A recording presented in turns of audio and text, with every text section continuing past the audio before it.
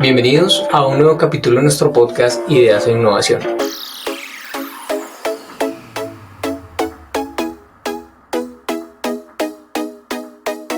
En capítulos anteriores estuvimos haciendo un recorrido sobre las tendencias que nos trae el reporte de Shopify 2023 y en los capítulos que vienen vamos a hacer un seguimiento a esas tendencias. Ellos nos estaban hablando de cadena de suministro, comercio electrónico, marketing. Entonces vamos a ver qué ha pasado con eso, qué pasó de diferente a lo que ellos nos proponían, porque no nos podemos quedar con una sola fuente de información y no nos podemos quedar con un dato. Nosotros tenemos que recibir datos, recibir información, procesarla y ponerla en nuestro contexto.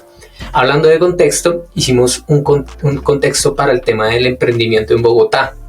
También hicimos un paso a paso de cuáles son esas características que debe tener un proceso de planeación estratégica que, si bien no me asegura el éxito de mi emprendimiento, por lo menos asegura que voy a tener menos probabilidades de cometer errores. Entonces, en estos capítulos siguientes, ya habiendo también aportado cuál es el concepto del emprendimiento, que si lo quieren repasar pueden ir al video anterior, vamos a hablar de los mitos que hay alrededor del emprendimiento.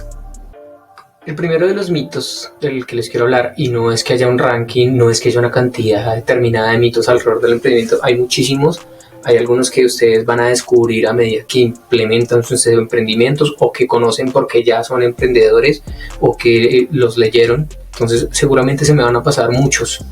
Les agradezco que me los dejen saber en la caja de comentarios para irlos viendo hacia adelante.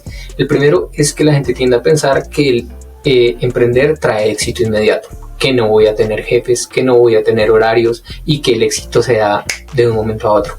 Nada más alejado de la realidad. Las empresas que nosotros conocemos, y lo que pasa es que a nosotros en las escuelas de negocios, en los medios de comunicación, nos muestran solo una cara de los emprendimientos y nos los muestran precisamente en ese contexto de había una empresa pequeñita que creó un producto o un servicio y de un momento a otro se disparó. Pasa, claro que pasa, pero a nosotros no nos muestran todo el trabajo que hay hacia atrás en una empresa. Por ejemplo, esos espacios, digamos, es que tendemos a confundir el éxito inmediato con el crecimiento acelerado.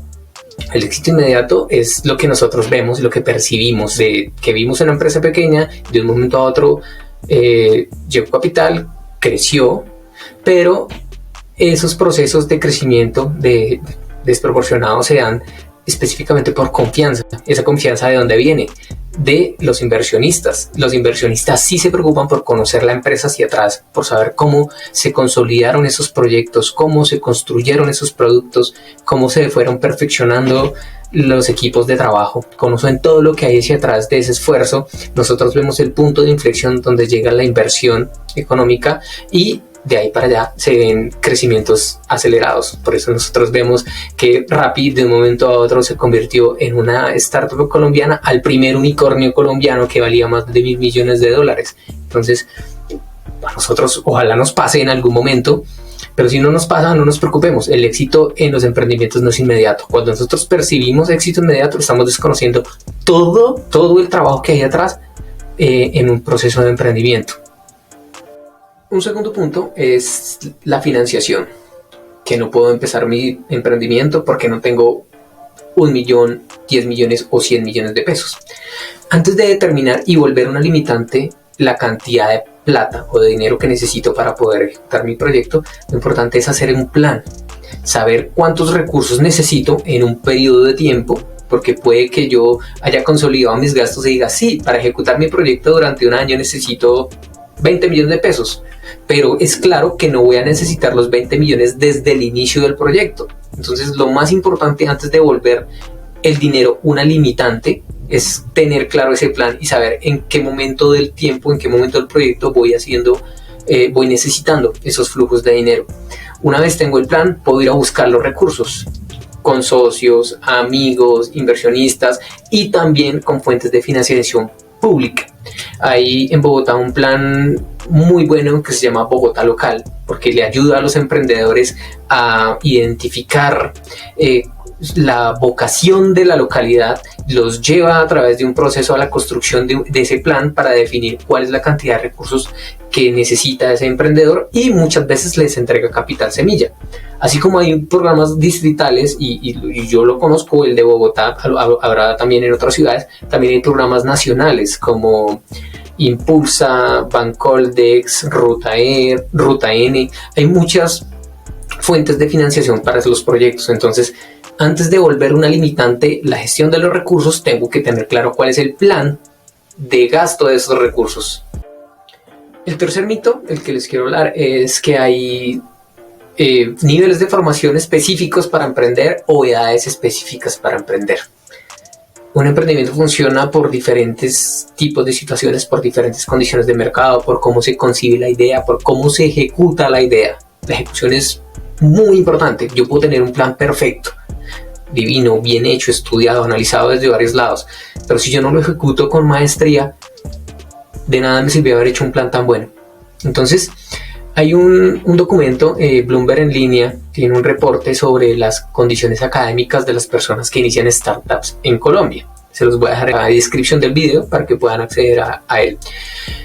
Una startup siempre va a ser un emprendimiento, pero un emprendimiento no siempre es una startup, porque la startup tiene un componente de uso de tecnología y un componente de escalabilidad algo diferente. Entonces, todas las startups son emprendimientos, pero no todos los emprendimientos son startups. Entonces, ese archivo de Bloomberg en línea nos dice que el 3% de las startups en Colombia son iniciadas por personas con nivel de formación básica, en la que están la primaria y la secundaria, y el 3% están iniciadas por personas con nivel de formación doctorado. Interesante como el nivel más bajo de educación y el nivel más alto de educación son completamente iguales, aunque igual son muy bajos entre los dos, suman el 6%. El restante 94% está por personas que se encuentran en nivel de formación de pregrado y nivel de formación de posgrado. Otra cosa importante es que no hay una limitante con respecto a la edad. Yo puedo iniciar un proyecto en cualquier etapa de mi vida y puede funcionar o no funcionar por diferentes situaciones de mercado, de la ejecución, como ya lo dijimos, pero no necesariamente tiene que ver con la edad. Obvio, la edad trae experiencia y la experiencia trae curvas de aprendizaje. Voy a traer una persona algo más madura, me va a poder tener cierta información que una persona que está iniciando su vida laboral o de emprendimiento no tiene, pero no es una determinante completamente certera que tengo que tener unos espacios de edad específicos para poder iniciar un emprendimiento. El cuarto mito del que vamos a hablar hoy es el fracaso, y ver el fracaso como el final de todo. Un proyecto puede salir mal por muchas cosas y puede salir bien también por muchísimas cosas. El fracaso no es nada diferente a que algo no sucedió como lo teníamos previsto. Entonces, lo importante cuando uno se enfrenta a una situación que podría llegar a llamar fracaso es simplemente aprender la lección y continuar. Si el proyecto lo permite, reponerse y seguir caminando, recomponiendo con el tiempo hasta llegar a sacarlo adelante. Por ejemplo, el fundador de Dropbox en una de sus conferencias cuenta cómo cada uno de sus proyectos, cuando uno inicia cualquier proyecto, pues uno le pone un nombre para cogerle cariño, para poder meterle empeño, para poderle meter esa ardentía que me dice la palabra emprendimiento. Entonces él empezaba proyecto 1 con nombre, proyecto 2 nombre, iban saliendo mal, hasta que llegó un momento en el que empezó a nombrar sus proyectos puntualmente como fracaso número tal, hasta que le llegó el fracaso número veintitantos llamado ahora Dropbox, una empresa dedicada a compartir archivos en línea valorada en más de $10.900 millones. Entonces simplemente él lo que hizo fue aprender lecciones con cada uno de sus proyectos y pasar la página, seguir adelante. Entonces, si nos enfrentamos a una situación que no sale como lo esperábamos, simplemente hay que aprender la lección, recomponer y continuar. Para finalizar este bloque de mitos del emprendimiento, vamos a hablar sobre algo que nos decimos mucho: si cuento la idea me la roban. Puede pasar, como también puede pasar que alguien tenga una idea muy parecida o alguien tenga una idea superior a la mía. Y entonces es importante, cuando uno comparte la idea de un proyecto, escuchar atentamente a otras personas que nos van a dar perspectivas diferentes de lo que sería la implementación de mi proyecto y me pueden dar aportes muy valiosos para poder consolidar de mejor manera mi idea y minimizar esa curva de aprendizaje. Entonces es muy importante que tal vez dejemos el miedo de hablar de nuestros proyectos. Primero hay un miedo en que me quiten la idea y también hay un miedo que la gente se burle de mi idea. Entonces dejemos los dos de lado y procuremos contarlo, conversarla con personas que nos reduzcan esa curva de aprendizaje. Les agradezco mucho por llegar hasta este punto del video. Les pido por favor que me ayuden a compartirlo con personas que crean que les puede interesar y nos vemos en una próxima oportunidad.